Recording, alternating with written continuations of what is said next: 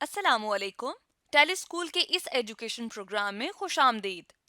ये programme TV पर हुकूमत पाकिस्तान और सबक फाउंडेशन की शिराकत से पेश किया जा रहा है। इसके लेसन्स पाकिस्तान के तमाम तालीमी बोर्ड बशमूल कैम्ब्रिज के सिलेबस के मुताबिक तैयार किए गए हैं, जिसमें एजुकेशन कंटेंट सबक फाउंडेशन प्रोवाइड कर रही है। सबक फाउंडेशन की वेबसाइट सबक.pk पर केजी से 12वीं जमात तक वीडियोस और प्रैक्टिस टेस्ट बिल्कुल मुफ्त दस्तयाब हैं। आज की वीडियो में हम डिस्कस करेंगे ट्रांजिशन एलिमेंट्स के आयरन मेटल को। ये फेडरल और केपीके की क्लास 12 के चैप्टर 14 का टॉपिक है, जबकि पंजाब और बलूचिस्तान के चैप्टर 6 का टॉपिक है, सिंध के चैप्टर 5 का टॉपिक है। इस वीडियो में हम डिस्कस करेंगे आयरन की डिफरेंट ऑक्सीडेशन स्टेट्स को और इसे यूज करेंगे as a catalyst in different reactions में। आज के केमिस्ट्री के लेसन और इससे मुंसलिक वीडियोस को घर बैठे देखने के लिए आप सबक.pk की वेबसाइट पर जा सकते हैं। यहाँ पर तमाम बोर्ड्स की 9वीं से 12वीं जमात तक की केमिस्ट्री के सारे टॉपिक्स पर वीडियोस और प्रैक्टिस टेस्ट बिल्कुल मुफ्त मौजूद हैं। इनके ज़रिए आप अपने कंसेप्ट्स को पुख्ता करके इम्तहानात में शानदार नंबर हासिल कर सकते हैं। स्टूडेंट्स, हम बात करेंगे कि आयरन जब यूज होता है as catalyst in Haber's process तो इसकी केमिस्ट्री क्या होती है, हम इसको डिटेल से देख लेते हैं। ठीक है, तो हेबर्स प्रोसेस में हम देखते हैं कि इसमें हम क्या करते हैं, मैन्युफैक्चर करते हैं क्या चीज, अमोनिया मैन्युफैक्चर करते हैं।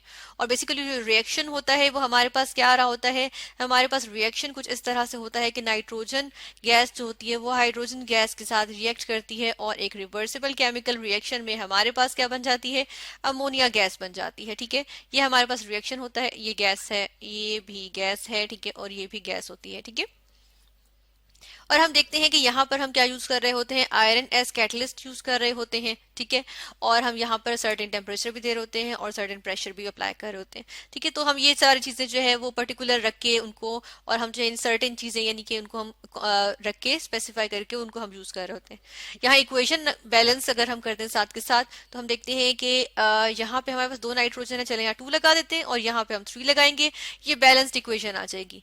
फिर हम यहाँ पर क्या करते हैं कि देखते हैं कि बेसिकली इसको एक्सप्लेन करने के लिए कि अंदर यहाँ पर क्या स्टेप्स चल रहे होते हैं इस रिएक्शन में, ओवरऑल रिएक्शन है तो इसमें अंदर क्या स्टेप्स होते हैं, सब मैकेनिज्म क्या होगा। तो एक सजेस्टेड मैकेनिज्म जो है वो कुछ इस तरह से होता है कि हम कहते हैं कि जो नाइट्रोजन गैस होती है वो क्या करती है, हाइड्रोजन गैस के साथ रिएक्ट करती है और दे देती है क्या चीज, हमारे पास यहाँ बनता है डायएजीन। ठीक है, इसे N2H2 बनता है जिसे हम कहते हैं डायएजीन। यहाँ पे चलिए मैं लिख देती हूँ डायएजीन, ZENE। ठीक है, ये बन जाता है। और फिर हम देखते हैं नेक्स्ट रिएक्शन, नेक्स्ट स्टेप में क्या होता है कि ये जो N2H2 है ये क्या करती है, ये रिएक्ट करती है फर्दर हाइड्रोजन गैस के साथ और हमारे पास यहाँ पर किस चीज की फॉर्मेशन होती है, यहाँ पे फॉर्मेशन होती है N2H4। इसको हम कहते हैं इसको हम कहते हैं हाइड्राजीन। ठीक है, इसको हम कहते हैं हाइड्राजीन, यहाँ पर मैं लिख देती हूँ हाइड्राजीन। ठीक है, फिर हम देखते हैं कि जो हाइड्राजीन होती है बेसिकली ये हम यूज करते हैं किसमें, ये हम यूज कर रहे होते हैं ये एज फ्यूल यूज हो रहा होता है या एज प्रोपेलेंट यूज हो रहा होता है, कहाँ पे, सैटेलाइट्स में। ठीक है, या रॉकेट्स में हम यूज कर रहे होते हैं। ठीक है, तो इसको हम एज प्रोपेलेंट या फ्यूल यूज कर रहे होते हैं। फिर हम ये देखते हैं कि ये जो N2H4 है ना, बेसिकली ये क्या होता है कि ये जो है ना ये काफी क्या होता है कि अनस्टेबल होता है। तो जब ये अनस्टेबल हो, अगर ये अनस्टेबल है तो इसका मतलब है कि जब ये डिकम्पोज होगा तो बहुत सारी हीट एनर्जी रिलीज होगी, है ना। तो हम देखते हैं कि यही होता है। एक तो ये कि इसको बनाने के लिए बहुत सारी यहाँ पे हीट चाहिए होती है। ठीक है, हम बड़ा सा लिख देते हैं कि यहाँ पे ये रिएक्शन हाईली एंडोथर्मिक होता है कि हाइड्रोजन बनाने के लिए काफी ज्यादा हीट एनर्जी चाहिए होती है। ठीक है, उसके बाद हम ये देखते हैं कि यहाँ पर जो नेक्स्ट स्टेप होता है, नेक्स्ट पॉसिबल स्टेप होगा जो इस रूट में या इस मैकेनिज्म में हम देख रहे हैं, तो क्या होता है कि डेफिनेटली ये अनस्टेबल है तो ये टूटना चाह रहा है। ठीक है, डिकम्पोज होना चाह रहा है, तो ये हाइड्रोजन गैस की प्रेजेंस में ये जो है वो ब्रेक होगा और क्या चीज बन जाएगी, हमारे पास यहाँ पे अमोनिया गैस आ जाती है। ठीक है, और यहाँ पे इसको हम बैलेंस करने के लिए 2 भी लगा देते हैं, तो ये इक्वेशन हमारे पास आ जाती है। ठीक है, तो यहाँ पर हम क्या देख रहे हैं कि क्या क्या चीजें इन्वॉल्व हो रही है इस रिएक्शन में, हमारे पास एक ये कंपोनेंट है, ठीक है, जो इन्वॉल्व हो रहा है, एक ये कंपोनेंट है इन्वॉल्व हो रहा है, एक हमारे पास ये कंपोनेंट है जो कि इन्वॉल्व हो रहा है, एक ये कंपोनेंट है जो इन्वॉल्व हो रहा है। कितने हो गए, 1 2 3 फोर, फोर कंपोनेंट्स है बेसिकली जो आपस में जो है वो क्या कर रहे हैं, इंटरेक्ट कर रहे हैं और फाइनली हमें क्या दे रहे हैं, प्रोडक्ट दे रहे हैं। ठीक है, तो ऐसा जो इस तरह से जो हमारे पास रिएक्शंस आते हैं कम ही होते हैं, जिसमें हम देखते हैं कि जो इतने सारे रिएक्टेंट्स जो है वो आपस में हम इतने सारे कंपोनेंट्स मिलकर जो है वो क्या कर रहे होते हैं कि प्रोडक्ट दे रहे होते हैं। तो इसको डेफिनेटली इस रिएक्शन को प्रोसीड करने के लिए हमें यहाँ पर बहुत ज्यादा क्या चाहिए होती है कि हमें इसको स्पीड अप करने की जरूरत होती है। ठीक है, और हम देखते हैं कि क्योंकि ये काफी कम होता है, काफी रेयर होते हैं इस तरह के हम देखते हैं रिएक्शंस जिनमें इतने सारे कंपोनेंट्स इन्वॉल्व हो, तो हम जो है इसके लिए जो है वो एक कैटलिस्ट जो होता है उसकी जरूरत पेश आती है। ठीक है, तो हम यहाँ पर क्या यूज करते हैं, आयरन यूज करते हैं। बेसिकली आयरन के अलावा भी यहाँ पर कैटलिस्ट यूज हो सकते हैं, जिस तरह पहले जो कोशिश की गई थी या जो पहले जो यूज किए गए थे, हम देखते हैं कि जो यहाँ पर कैटलिस्ट यूज हुए थे वो और भी यूज किए गए थे। ठीक है, आयरन की जगह हम देखते हैं Fe हमने लिखा क्योंकि आयरन को हम कहते हैं फेरम। ठीक है, तो इसके लिए हम क्या लिखते हैं, Fe लिखते हैं, जिस तरह यहाँ हमने लिखा। पहले इसके लिए जो है ऑस्मियम भी यूज किया गया, OS इसके लिए होता है, इवन यूरेनियम भी यूज किया गया। ठीक है, यू इसके लिए होता है, लेकिन हमें देखा कि ऑस्मियम जो है वो क्या हो जाता है, वो अनस्टेबल होता है। ठीक है, रिएक्शन के दौरान जो है ना ये अनस्टेबल हो जाता है। यूरेनियम की बात करें तो ये हमारे पास काफी एक्सपेंसिव एलिमेंट आ जाता है। ठीक है, तो इसलिए इसको यूज करना और इसको यूज करना इतना आसान नहीं होता, तो हम इनको नहीं यूज करते बल्कि आयरन यूज कर लेते हैं। आयरन को यूज करना हमारे लिए आसान होता है।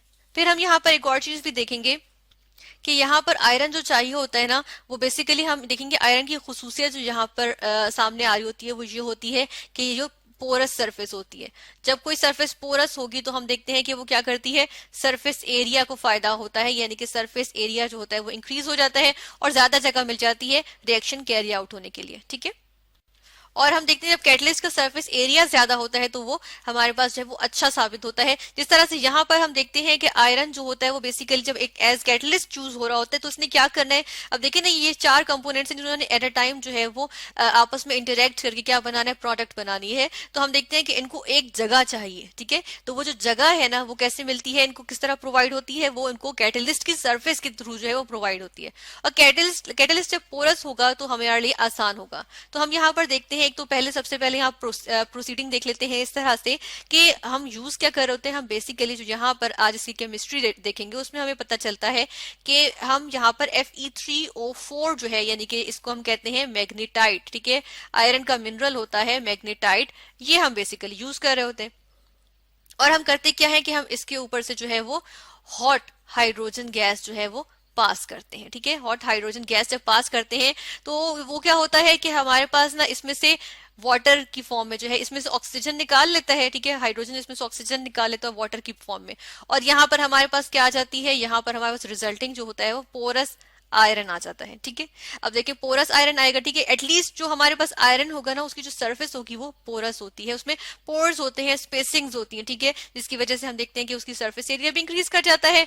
और यहाँ पर उसका एक और फायदा भी देखेंगे, जो कि हम इसको थोड़ा सा हम नीचे जाएंगे और इसकी डायग्राम को सामने रखेंगे और हम देखेंगे किस तरह से आयरन का जो कैटलिस्ट होता है वो इसके लिए फायदेमंद होता है। ठीक है, तो हम स्क्रॉल डाउन करेंगे, इसके लिए इसकी डायग्राम देख लेंगे। ये हमारे पास इसकी डायग्राम आ गई। ठीक है ना, तो अब इस डायग्राम में देखिएगा कि यहाँ पर हम देख लेते हैं इसको, इस डायग्राम को हमने थोड़ा सा यहाँ पे एनलार्ज कर दिया। ठीक है, तो अब यहाँ पर देखिएगा कि हम यहाँ पर क्या देखेंगे, हम यहाँ पर देखेंगे कि यहाँ से रिएक्शन शुरू हो रहा है और यहाँ पे एंड हो रहा है, और ये जो बीच में मौजूद है हमारे पास, ये क्या मौजूद है, ये हमारे पास जो है वो आयरन आ रहा है। ठीक है, ये आयरन है। ठीक है, यहाँ पर हम लिख देते हैं, ये जो कैटलिस्ट है ना हम इसकी जिसकी बात कर रहे हैं यहाँ पे, वो हमारे पास यहाँ पे आ रहा है। ठीक है, तो ये आयरन बेसिकली मौजूद है। इसकी सरफेस देखें, पोरस सी सरफेस है इसकी। ठीक है, अब पोरस सरफेस का फायदा क्या होता है, पोरस सरफेस का फायदा हम देखेंगे। पोरस सरफेस का ये हमें फायदा हो रहा होता है कि देखिएगा यहाँ पर होता क्या है कि जब ये नाइट्रोजन के मॉलिक्यूल्स हैं। ठीक है, ये हमारे पास क्या है, ये N2 के मॉलिक्यूल्स हैं, और दूसरे वाले हमारे पास जो ये छोटे वाले हैं ये क्या है, ये हाइड्रोजन के मॉलिक्यूल्स हैं। ठीक है, इस तरह से हैं। तो अब देखिए होता क्या है कि सबसे पहले ये जो हाइड्रोजन के मॉलिक्यूल्स हैं ये क्या करते हैं, ये आके यहाँ पर इसके ऊपर एड्सॉर्ब होना शुरू हो जाते हैं। ठीक है, इसके ऊपर एड्सॉर्ब होंगे जिस तरह यहाँ पर दिख रहे हैं, और ये एटम्स की फॉर्म में एड्सॉर्ब हो जाते हैं। तो हम देखते हैं कि हमारे पास रिएक्शन क्या आता है, बेसिकली ये होता है हमारे पास ये जो H2 है ये गैस है। ठीक है, ये हमारे पास किस फॉर्म में चली जाती है, ये हमारे पास चली जाएगी, यहाँ पर हम लिखेंगे कि ये हाइड्रोजन के एटम्स जाके एड्सॉर्ब हो जाएंगे। ठीक है, ये इस तरह से एडी का मतलब एड्सॉर्ब, यानी कि सरफेस पे एक्यूमुलेट हो रहे हैं या सरफेस पे अटैच हो रहे हैं, ठीक है, कोई केमिकल रिएक्शन नहीं हो रहा है, सरफेस पे अटैच हो रहे हैं। तो हम यहाँ पर बेशक वर्ड भी लिख देते हैं कि ये हम वर्ड जो यहाँ पे यूज कर रहे हैं वो हम यूज कर रहे हैं एडजॉर्ब, एब्जॉर्ब नहीं कर रहे, बी नहीं लगा रहे, डी लगा रहे हैं, ठीक है, तो ये एडजॉर्ब हो रहे हैं, ठीक है ना। ये हमने यहाँ पर देखा, तो हाइड्रोजन के मॉलिक्यूल्स इस तरह से हमारे पास यहाँ पर एड्सॉर्ब हो गए, ठीक है, और हम देखते हैं कि ये सरफेस पे इस तरह से मौजूद है, तो ये सरफेस पे मूव करते रहते हैं। और फिर उसके बाद नाइट्रोजन की बात कर लेते हैं। जो नाइट्रोजन के हमारे पास, नाइट्रोजन गैस के जो हमारे पास होते हैं वो भी इसी तरह के एड्सॉर्ब होंगे, ठीक है। तो वो हम देखते हैं यहाँ पर किस तरह से आ जाएंगे, नाइट्रोजन के मॉलिक्यूल्स पहले यहाँ पर इस तरह से आएंगे, ठीक है, ये एड्सॉर्प्शन हो जाएगी सरफेस पे, ठीक है। फिर वो क्या करते हैं, स्लिप कर जाते हैं अंदर, ये जो पोर्स है ना, अब देखिए पोर्स का एक और फायदा आ रहा है कि ये जो नाइट्रोजन है इसके जो एटम्स होते हैं ना वो इन पोर्स में स्लिप कर जाते हैं। देखिए ये पोर्स है ना, इनमें स्लिप कर गई है ना, जिस तरह यहाँ पे मौजूद है, ये देखिए ये नाइट्रोजन का एटम है, ये नाइट्रोजन का एटम है, हाइड्रोजन के एटम्स ऊपर ही मौजूद है, ठीक है। तो ये अंदर स्लिप कर जाते हैं और इस तरह से ये एटॉमिक फॉर्म में आ जाते हैं, ठीक है। तो क्योंकि इसको ब्रेक करना है ना, नाइट्रोजन गैस की फॉर्म में तो ये नहीं कुछ काम आएगी, तो इसलिए हम देखते हैं जब ये ब्रेक करेंगे तो हमारे पास यहाँ पर क्या हो जाता है, यहाँ पर हम देखते हैं कि हमारे पास बन जाएगा ये जो नाइट्रोजन, अब जो ये एड्सॉर्ब फॉर्म में है ये चली जाती है एटॉमिक फॉर्म में, ठीक है। तो ये हमारे पास आ जाएगा एटॉमिक फॉर्म में और एड्सॉर्ब फॉर्म में, ठीक है, इस तरह से आ जाएगी, ये हमारे पास आ गया, ठीक है। फिर हम देखते हैं कि क्या होता है, ये जो नाइट्रोजन और हाइड्रोजन के यहाँ पर अब देखिए ये जो है ये एड्सॉर्ब फॉर्म है, या फिर हम कहते हैं यहाँ पर जो ये अभी हमारे पास आ रही हैं ये आपस में रिएक्ट करेंगे, ठीक है। ये आपस में जब रिएक्ट करेंगे तो किस तरह से रिएक्ट करेंगे ये हम देख लेते हैं कि नाइट्रोजन का हमारे पास आ गया, ठीक है, एक यहाँ पर एड्सॉर्ब फॉर्म में जो ये एटम्स हैं, बल्कि एड्सॉर्ब नहीं लिखेंगे यहाँ पे क्योंकि अभी एड्सॉर्ब नहीं रहे, ठीक है, सॉरी, हम इसको यहाँ से थोड़ा सा बदलेंगे, यहाँ पे हम कहेंगे सॉलिड फॉर्म में, ठीक है, क्योंकि ये सॉलिड फॉर्म में आ रहे हैं ना, यहाँ पर हम देखते हैं कि ये सॉलिड फॉर्म में आ जाएंगे, बिकॉज यहाँ पर हम देखते हैं जाके इलेक्ट्रॉन्स लेके और ये सॉलिड फॉर्म में आ जाते हैं। और उसके बाद हम देखते हैं कि ये जो हमारे पास ये सॉलिड फॉर्म में है इस तरह से ये रिएक्ट करते हैं, किसके साथ रिएक्ट करते हैं, ये रिएक्ट करते हैं अब जो हमारे हाइड्रोजन के एड्सॉर्ब फॉर्म में आ रहे हैं, ठीक है, ये जो एड्सॉर्ब फॉर्म है क्योंकि वो सरफेस पे मौजूद है, तो सरफेस पे जो चीज अटैच होती है वो एड्सॉर्ब होती है। तो हम यहाँ पर देखते हैं हमारे पास क्या बनता है, पहले NH बन जाता है, ठीक है, ये भी एड्सॉर्ब होगा, ठीक है, ये NH बन रहा है। देन देखिए हमारे पास उसके बाद क्या बनता है, उसके बाद हम देखते हैं हमारे पास यहाँ पर आ जाता है ये जो NH होता है, ये एक और हाइड्रोजन ले लेगा, ठीक है, अब इसके साथ भी एड्सॉर्ब्ड है और इसके साथ भी एड्सॉर्ब लिखा हुआ है, ठीक है, और ये हमारे पास यहाँ क्या बन जाएगा, NH2 बन जाएगा, जिसको हम कहते हैं एमाइडोजन होता है, ठीक है। एमाइडोजन को यहाँ पर अंदर की केमिस्ट्री देख रहे हैं हम, ठीक है, कि एमाइडोजन बनता है, एमाइडोजन, ये देखिए एमाइडोजन आ गया, ठीक है, ये एमाइडोजन है, ठीक है। और ये जो हमारे पास NH था ये भी दिखा देते हैं कि ये है, ठीक है। और हम देखते हैं कि ये आपस में क्या कर रहे हैं कि ये बंदा है, ये बहुत अनस्टेबल होता है, इसको तो यहाँ से सेपरेट करना भी मुश्किल होता है, सेपरेट नहीं किया जा सकता। तो हम देखते हैं जो NH2 होता है इसका फर्दर रिएक्शन होता है, ठीक है, यहाँ पर अब दिख रहे हैं हम कि क्या बनता है, NH2 जो होता है ये एड्सॉर्ब फॉर्म में होता है और ये एक और हाइड्रोजन ले लेता है और क्या बना लेता है, NH3 बना लेता है, ठीक है। और ये NH3 जो है ये भी एड्सॉर्ब फॉर्म में होता है। फिर ये NH3 जो होती है इसकी क्या होती है, डिसॉर्प्शन होती है, डिसॉर्प्शन, डिसॉर्प्शन क्या होती है, डिसॉर्प्शन जो है वो एडसॉर्प्शन का जो है वो ऑपोजिट होती है, ठीक है। तो यहाँ पे डिसॉर्ब हो जाएगा और यहाँ पर हम देखते हैं कि क्या होता है, बेसिकली हमारे पास ये जो NH3 है जो कि गैस फॉर्म में बनी है, सॉरी, ये जो हमारे पास क्या है एडसॉर्ब फॉर्म में है मौजूद है, ये क्या होती है, ये हमारे पास जो है वो चली जाती है NH3 गैशियस फॉर्म में, यानी कि डिटैच हो गई, ठीक है, इस तरह से। तो यहाँ पर हमारे पास ये रिएक्शन होता है, यहाँ से रिएक्शन शुरू हुआ, हमने पूरी इसकी स्टोरी देखी, ये रिएक्शन के सारी केमिस्ट्री अंदर की चल रही होती है, यहाँ से और ये निकल गया इस तरह से, ठीक है। तो ये हमारे पास नाइट्रोजन गैस बनती चली जाती है और हम उसको लिक्विफाई करके निकालते चले जाते हैं, इस तरह से रिएक्शन जो है वो चलता चला जाता है। तो यहाँ पे ये जो रिएक्शन हो रहा था ना कि नाइट्रोजन के एटम्स जो है वो अंदर स्लिप कर जाते हैं, और ये वाला रिएक्शन ये जो होता है ना ये एक स्लो स्टेप होता है, ठीक है, ये स्लो स्टेप होता है और इसकी वजह से रिएक्शन का जो रेट है ना वो काफी इफेक्ट होता है। तो हम देखते हैं यहाँ पर हम आयरन के साथ ना थोड़ा थोड़ा जो है वो पोटेशियम भी यूज कर लेते हैं, ठीक है। तो पोटेशियम जो है वो इलेक्ट्रॉन्स देके इसको मदद करता है कि ये एटॉमिक फॉर्म में चला जाए, जिसकी वजह से ये एटॉमिक फॉर्म में होता है और रिएक्शन हम देखते हैं कि स्पीड अप हो जाता है। और हम जो है देखते हैं कि रेट स्पीड अप होगा या रिएक्शन स्पीड अप होगा तो हमारे पास जल्दी जल्दी नाइट्रोजन अमोनिया गैस की प्रोडक्शन होगी। इस तरह हम समटाइम्स आयरन एज कैटलिस्ट के साथ जो है हम पोटेशियम भी यूज कर रहे होते हैं। तो यहाँ हमने बात की iron as catalyst in Haber's process.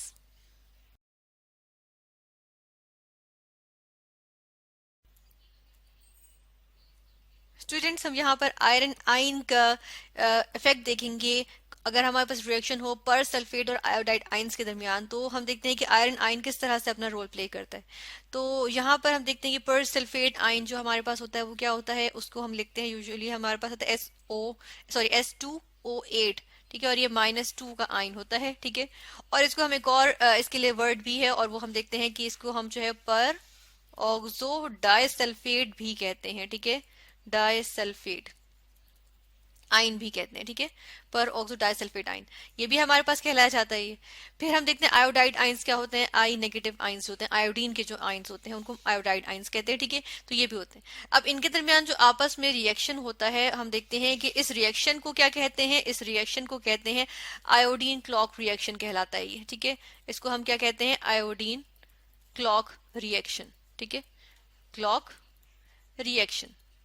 और ये रिएक्शन जो होता है, ये हमारे पास इसके बारे में एक और फैक्ट देखेंगे, बिकॉज इसके अंदर हमारे पास आयंस इन्वॉल्व हो रहे हैं, इसलिए हम देखते हैं कि ये हमारे पास क्या होता है, होमोजेनस रिएक्शन होता है, या होमोजेनस कैटालिसिस में होगी, ठीक है, होमोजेनस कैटालिसिस, NEOUS करेंगे, इसको हम लिखते हैं NEOUS। होमोजेनस कैटालिसिस होती है, रिएक्शन होता है, ठीक है, कैटालिसिस, क्योंकि इसके अंदर कैटलिस्ट जो है वो क्या होगा, वो आयरन आइन होता है। और हम देखेंगे आयरन आइन जो है वो आयरन 2 पॉजिटिव की फॉर्म में यूजुअली यूज होता है इसमें, ठीक है, इस रिएक्शन में। और हम देखेंगे आयरन 3 पॉजिटिव की फॉर्म में भी यूज हो सकता है, वो किस तरह होता है वो भी हम देखेंगे, ठीक है। तो फर्स्ट ऑफ ऑल तो यहाँ पर ये देखते हैं हम कि ये जो रिएक्शन होता है ना, ये काफी हमारे पास स्लो रिएक्शन, अगर हम इसको देखें कि ये विदाउट कैटलिस्ट देखें इस रिएक्शन को विदाउट कैटलिस्ट, तो ये रिएक्शन बहुत स्लो है। उसकी रीजन ये कि देखें रिएक्शन को होने के लिए उसके जो अंदर जो डिफरेंट रिएक्टेंट्स होते हैं उनका आपस में कोलाइड करना जरूरी होता है, ठीक है। अब इसमें तो दोनों के दोनों नेगेटिव आइंस हैं, नेगेटिव आइंस तो एक दूसरे को रिपेल करेंगे ना, ये एक दूसरे को क्या करेंगे, ये एक दूसरे को जो है वो रिपेल कर रहे होंगे, है ना, अट्रैक्ट तो नहीं करेंगे, कोलिजन के तो चांसेस ही नहीं बन रहे। तो होता क्या है कि जो आयरन आइन होता है वो फिर अपना रोल प्ले करता है, ठीक है। एक तो ये कि वो प्रोवाइड करेगा वो प्रोवाइड करेगा एक ऐसी जगह, यानी कि एक ऐसा प्लेटफॉर्म प्रोवाइड हो रहा होता है कि हम देखते हैं कि हम वर्चुअली कहते हैं वर्चुअल प्लेटफॉर्म प्रोवाइड हो रहा होता है जहां पे रिएक्शन पॉसिबल होगा, ठीक है। क्योंकि हम यहाँ पर देखते हैं कि पहले तो चले यहाँ पर देखेंगे कि ओवरऑल रिएक्शन क्या होता है। ये ओवरऑल रिएक्शन को अगर हम यहाँ पर देख लें तो वो हमारे पास हो रहा होता है, ये जो आयोडीन क्लॉक रिएक्शन है इसकी बात करेंगे कि ये हमारे पास क्या होता है, जो आयोडीन आइंस होते हैं, ठीक है, या आयोडाइड आइंस, ये जो है वो पर ऑक्सो डाइसल्फेट आइंस के साथ जो है वो रिएक्ट करते हैं, ठीक है, -2, ये आ गया इस तरह से। और हमारे पास क्या आ जाता है कि हम देखते हैं in the presence of a catalyst होता है, चूंकि कैटलिस्ट हमारे पास होते हैं आयरन 2 पॉजिटिव आइंस यानी फेरस आइंस, ठीक है। और हम यहाँ पर देखते हैं कि हमारे पास क्या बन जाता है, यहाँ पर बन रहे होते हैं आयोडीन, ठीक है, और साथ में क्या चीज बन रही होती है, सल्फेट आइंस बन रहे होते हैं, ठीक है, -2 के साथ सल्फेट आइंस आ जाते हैं, ठीक है। अब यहाँ पर हम देखेंगे इस रिएक्शन को हम यहाँ पर बैलेंस कर लेंगे, इस इक्वेशन को हम केमिकल इक्वेशन को हम बैलेंस कर लेते हैं। बैलेंस करने के लिए हम देखते हैं यहाँ 2 आयोडीन है, चलो यहाँ पर 2 लगा देती हूँ, ठीक है। उसके बाद फिर हम देखते हैं कि सल्फेट यहाँ पर बैलेंस नहीं है, तो यहाँ पे 2 सल्फर हैं, तो यहाँ पर हम कैसे करते हैं कि 2 लगाते हैं, ये भी बैलेंस हो जाएगा, ठीक है ना। लेकिन हम यहाँ पर देखेंगे क्या हमारे पास इनका जो चार्ज है वो बैलेंस्ड है कि नहीं है। यहाँ पर देखेंगे कितना चार्ज है, ये 2 आयोडाइड का जो है वो -2 और उसके अंदर -2 और मिला दें, -4 का चार्ज, ओवरऑल यहाँ -4 का चार्ज है, यहाँ पर भी फिर -4 का चार्ज होना चाहिए। इसमें तो कोई चार्ज नहीं है, 0 है, ठीक है। लेकिन जो सल्फेट है ये 2 इसके हमारे पास जो यूनिट्स मौजूद हैं, तो देखिए -4, तो हमारे पास दोनों जगह पे क्या है, -4 यानी चार्ज भी जो है वो बैलेंस्ड है। हमें इक्वेशन बैलेंस करते हुए चार्ज का भी बहुत ख्याल रखना पड़ता है, ठीक है। अच्छा, इसके बाद हम देखते हैं कि बेसिकली इसमें आयरन आइन जो है वो कैसे अपना रोल प्ले कर रहा होता है। आयरन आइन अपना किस तरह से रोल प्ले करता है, फेरस आइन जिस तरह यहाँ पर पर्टिकुलरली हम जो या कॉमनली जो हम यूज कर रहे होते हैं वो फेरस आइन यूज कर रहे होते हैं, तो वो कुछ अपना इस तरह से रोल प्ले करता है कि क्या होता है कि यहाँ पे हमारे पास जो आयरन या फेरस आइंस हैं वो रिएक्ट करते हैं किसके साथ, ये जो हमारे पास मौजूद है इसके साथ ये रिएक्ट करते हैं, ठीक है। ये क्या है, पर ऑक्सो डाइसल्फेट आइंस, ठीक है, S2O8 -2, ठीक है, इनके साथ रिएक्ट करते हैं और क्या बना लेते हैं, यहाँ पे हमारे पास प्रोडक्ट जो बनती है वो क्या होती है, फेरिक आइंस बनते हैं, ठीक है। क्योंकि ये आयरन का 2 पॉजिटिव आइन जो है ये हमारे पास इसकी लोएस्ट ऑक्सीडेशन स्टेट है, ठीक है। तो इसका मतलब है ये मजीद इलेक्ट्रॉन्स जो है वो लूज कर सकता है, ठीक है। तो इसने एक और इलेक्ट्रॉन लूज कर दिया और वो किसको दे दिया, इसको पर सल्फेट को दे दिया, ठीक है। और पर सल्फेट जो है वो लेके क्या करता है, सल्फेट आइंस बना लेता है। तो यहाँ पे बन जाएंगे हमारे पास SO4 -2, ठीक है, ये बन जाएगा हमारे पास, तो इसकी हम देख रहे हैं रिडक्शन हो रही है, इसके देखें ना ऑक्सीजन एटम्स जो है वो कम हो गए, तो इसका मतलब क्या होता है कि यानी कि यहाँ पर हम देखते हैं कि सॉरी यहाँ पर हमारे पास क्या हो रहा है कि इसने अपना इलेक्ट्रॉन इसको लूज करके दे दिया, ठीक है, और यहाँ पर हमारे पास जो है वो फेरिक आयन बन गया और सल्फेट आयन बन गया। यहाँ पे इसको टू, ठीक है, और यहाँ पर देखें यहाँ पर भी हम 2 लगाएंगे तो हमारे पास 2 इंटू 2 क्या होगा, +4 -2 इज इक्वल टू +2 का चार्ज, ठीक है, तो ओवरऑल चार्ज बैलेंस